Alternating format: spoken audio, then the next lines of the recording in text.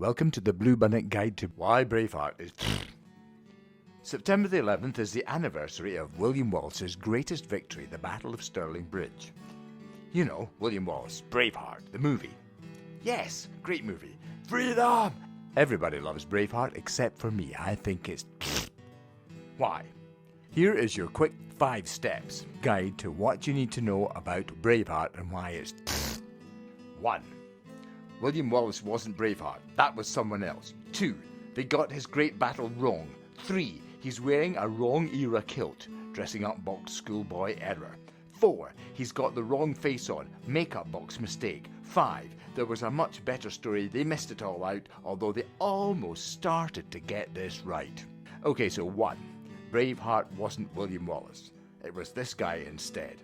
I'll tell you all about that at the end. 2. This is the biggie. They did the Battle of Stirling Bridge, his most famous victory, William Wallace's most famous victory, with no bridge. That's a bit like doing a movie about the Battle of Pearl Harbor with no harbor. When asked about it, the Braveheart team said, "We thought the bridge would just get in the way." Aye, that's what the English found. 3. In Braveheart, William Wallace is wearing a Jacobite-era kilt. That's from around half a millennium, 500 years after William Wallace. 4. He's wearing a Pictish, or could be Brittonic, face. That's from half a millennium, or maybe even a whole millennium, before William Wallace. 5. The wrong story. There's a much better story. Political philosophy of the time. They almost started to get this right. They might take our lives, but they'll never take our freedom. Freedom. The concept of freedom goes through all the events of the time. The Declaration of Arbroath has its most famous quote.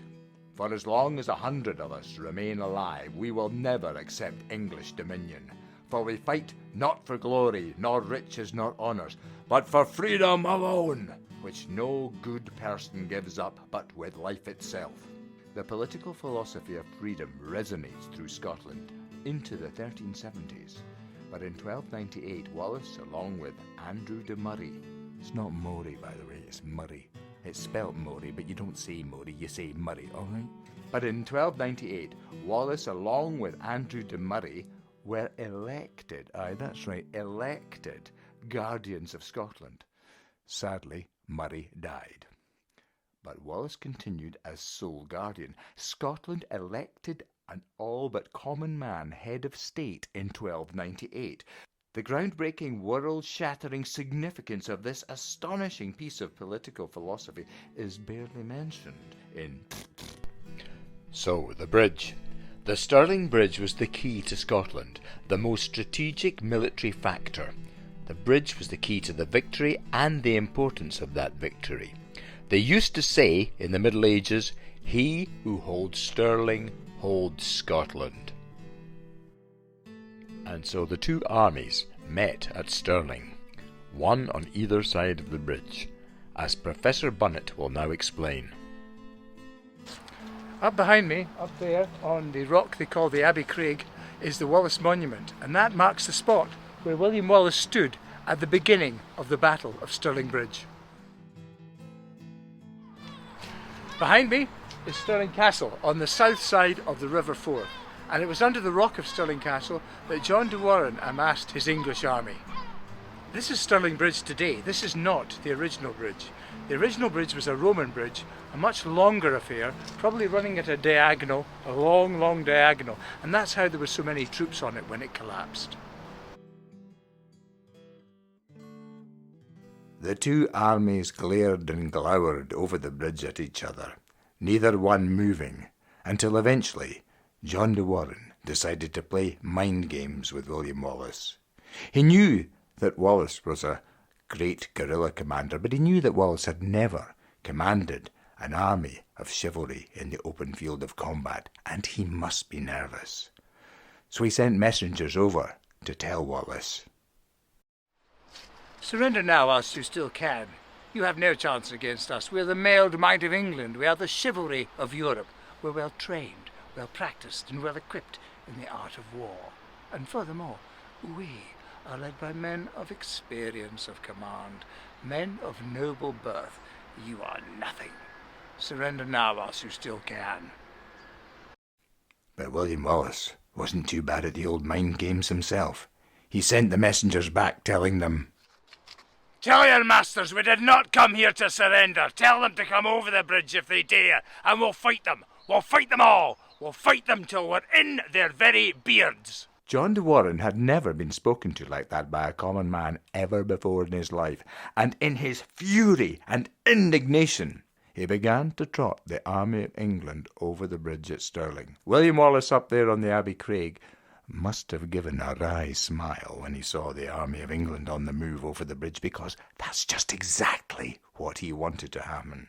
William Wallace waited and he waited until about half the army of England was over the bridge at Stirling, and then, in a moment that changed the course of Scottish history, he put his hunting horn to his lips. He blew long and he blew loud. It was a signal for his men to cascade down the Abbey Craig, thundering into the English army, hacking and jabbing and stabbing and cutting and ripping and thrusting at them with their pointed sticks and their farm implements. They hit the English army with all the pent-up fury and rage of men of an occupied country that they totally panicked the English army. Men screamed, horses whinnied and reared up, great clumps of flesh and blood flew through the air, and the English, in their total panic, tried to get back over the bridge to rejoin their comrades and reform on the other side and come back in good order. But that other half of the English army was still coming over the bridge, and the two halves of the English army met and collided in the middle of the bridge. Men and horses began to tumble to their doom in the muddy, deadly waters of the River Forth.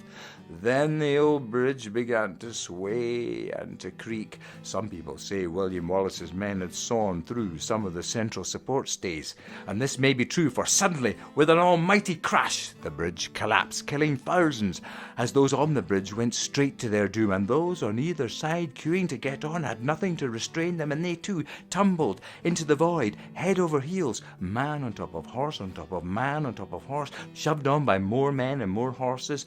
Down they went into the river, down they went into the mud, down they went into the swamp, and there they writhed and there they drowned. The Scottish soldiers cheered as they crossed over the river with dry shoes on the English dead and swept what little remained of the English army from the field of combat. It was a tremendous victory, and one that sent shockwaves all over Europe.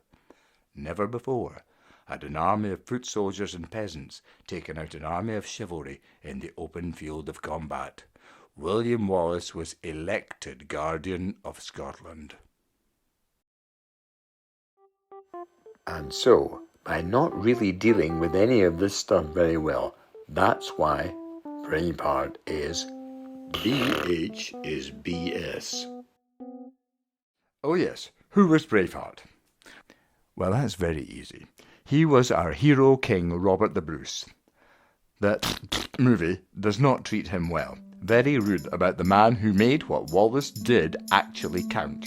But the phrase comes from the story of good Sir James Douglas' last legendary chivalric act as he charged to his death while on crusade in Tiba in Spain. Seeing that he was doomed, he took the embalmed heart of Robert the Bruce, which was in a casket, swung it round and round on his sword before flinging it high into the army of the Moors, and shouted, "Lead on, brave heart, as ever wast thou will." And with this, he followed his hero king, Robert the Bruce, the real Braveheart, into battle one last time. That heart was recovered, according to legend, and brought back, in accordance with the wishes of Robert the Bruce, to the beautiful Abbey of Melrose in the Scottish border country.